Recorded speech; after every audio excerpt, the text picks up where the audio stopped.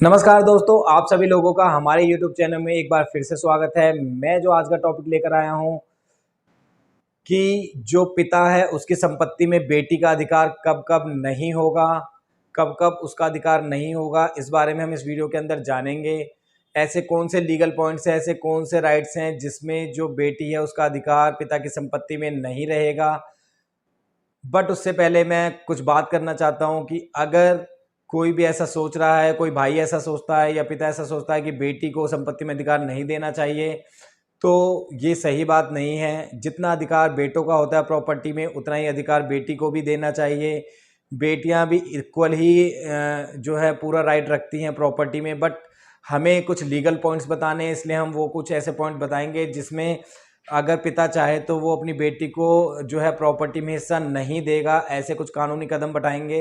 But हम लोगों की सलाह तो ये रहती है कि जो भी लड़की हो चाहे लड़का हो, सबको इक्वल ट्रीट करो।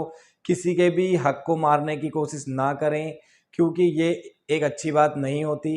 इसी तरीके की अगर आप लोग चाहते हैं वीडियो देखना, लीगल वीडियो देखना, तो हमारे चैनल को सब्सक्राइब करें, बेल आइकन को भी प्रेस करें और ज़्यादा से ज़्यादा इस वीडियो को शेयर करें। चलो तो बिना टाइम वेस्ट करते हुए स्टार्ट करते हैं कि कब कब बेटी का अधिकार पिता की संपत्ति में नहीं रहेगा। तो सबसे पहले मैं एक छोटी बात कर देता हूँ कि अगर पिता की कमाई हुई संपत्ति है, पिता ने संपत्ति को पूरे तरीके से कमाया है, पिता ने अपने बलबूते पे पूरी संपत्ति कमाई है, तो ऐसी संपत्ति को जो कहा जाता है अर्जित संपत्ति कहा जाता है, सेल्फ एक्वायर्ड प्रॉपर्टी कहा जाता है, सेल्फ अर्न प्रॉपर्टी कहा जाता है। तो ऐसी संपत्ति उस व्यक्ति की अकेले की संपत्ति होती है। वो उस संपत्ति को कुछ भी कर सकता है, जब तक वो जिंदा है उस संपत्ति को वो उसका कुछ भी कर सकता है, कोई उस पर रोक टोक नहीं हो सकती। तो अगर वो व्यक्ति जिंदा है तो वो विल बना सकता है। विल बना के जिसको वो अपनी संपत्ति देना चाहता है, मान लो किसी बेटे को देना चाहता है या अपनी वाइफ को देना चाहता है या डोनेट करना चाहता है, तो इस बारे में उसे विल बनानी पड़ेगी। विल रजिस्टर्ड कराना कोई ज़रूरी नहीं होता, नॉर्मल विल भी बन सकती है। विल बनाते टाइम दो व्यक्ति विटनेस बना लिए जाते हैं। विल को रजिस्टर्ड कराना कोई ज़रूरी नहीं होता। आप लोग ये ध्यान रखें, बहुत सारे लोग इस कन्फ्यूजन में रहते हैं कि विल तो बन गई लेकिन वो रजिस्टर्ड नहीं है। नॉर्मल विल को भी पूरा उसी तरीके से ट्रीट करा जाता है जैसे रजिस्टर्ड विल होती है। अब अगर हम बात करें कि एक तो मेथड हो गया विल, कि विल कर सकता है अगर पिता चाहता है कि मेरे मरने के बाद मेरी जो प्रॉपर्टी है केवल मेरे बेटों को मिले, मेरी वाइफ को मिले, या डोनेट करना चाहता है तो विल बना सकता है।